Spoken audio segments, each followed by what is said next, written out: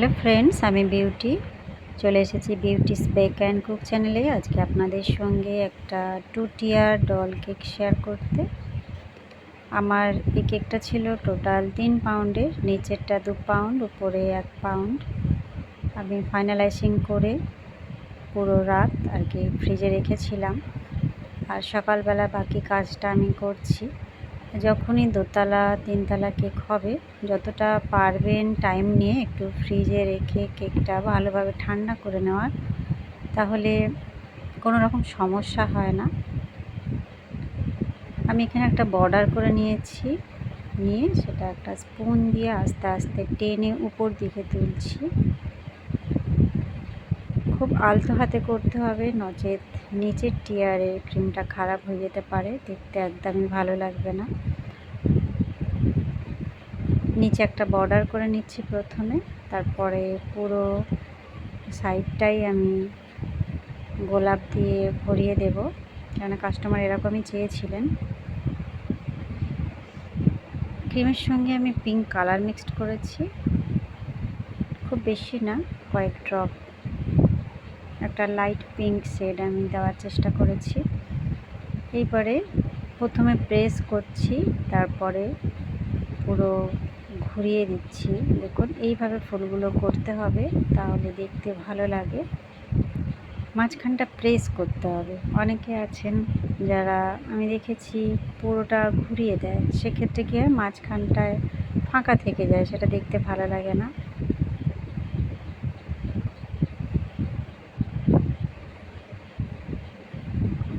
Doll কেকের design আমি অনেকবার আপনাদের সঙ্গে শেয়ার করেছি, এবং অনেকগুলো বিভিন্ন ধরনের ডিজাইন আমার চ্যানেলে আছে, সেইগুলো আপনারা দেখতে পারেন।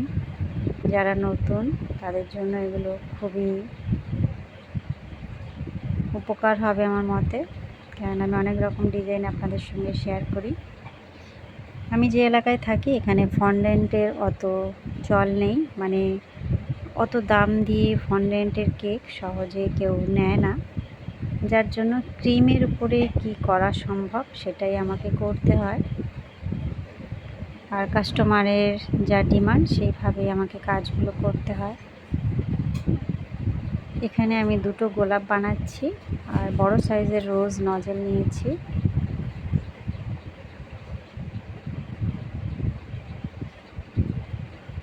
আস্তে আস্তে আমি বসিয়ে দিচ্ছি, দুটো গোলাপই থাকবে এখানে, আর উপরটা একটু ক্রিম দিয়ে নিয়েছিলাম, সেটা আস্তে করে আমি একটা স্প্যাচুলা দিয়ে সমান করে নিলাম, কারণ এখানে ডলটা বসাবো, আর ডলের ড্রেসটা করার জন্য একটু উঁচু বেস দরকার, নইলে খুব ফ্ল্যাট লাগে দেখতে, যার জন্য আমি প্রতিবারেই একটু ক্রিম দিয়ে উঁচু করে নিই।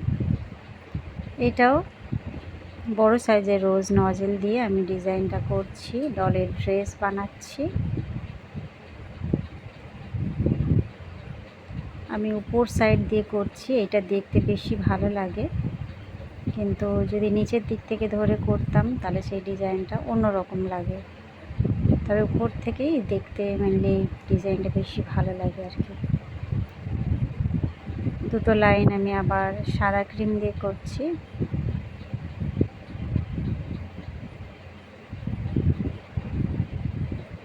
আবারও পিঙ্ক কালার দিয়ে করছি। অ্যাকচুয়ালি এটা পিঙ্ক বলবো না, মানে পিঙ্কের বিভিন্ন কালার আমার কাছে আছে, হয়তো দেখে মনে হবে এটা পিঙ্ক লাগছে না।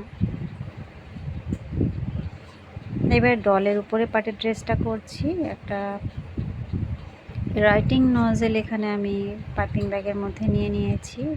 নজেলের কোনো দরকারই ছিল না, যেহেতু আমি এটা দিয়ে কাজ করছিলাম, সেই জন্য এইভাবে দেখিয়ে দিলাম। লাইন টেনে টেনে পুরো ড্রেসটা আমি কমপ্লিট করছি। কাজগুলো করতে সত্যিকারে যথেষ্ট টাইম লাগে আর কি। অনেকে মনে করেন কিছুই নয়, তবু কেন এত দাম।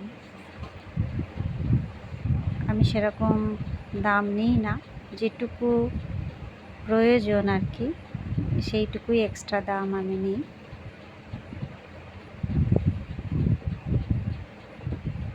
এই যে আস্তে আস্তে ড্রেসটা কমপ্লিট করে নিলাম, বসিয়ে দিচ্ছি ডলটা। এবারে কয়েকটা পাতা বানাবো। তার আগে দেখুন আমি একটু লম্বা লম্বা করে লাইন টেনে নিচ্ছি। এগুলো দেখতে বেশ ভালো লাগে, মানে ডালপালা করে দিচ্ছি, আবার ওগুলো থেকে পাতা বানাবো।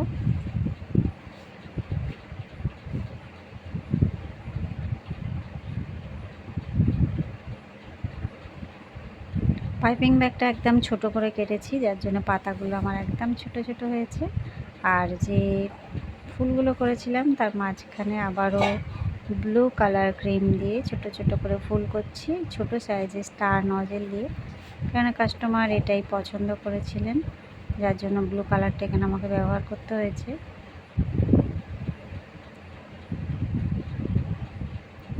নামটা লিখে নিচ্ছি চকলেট গানাশ দিয়ে।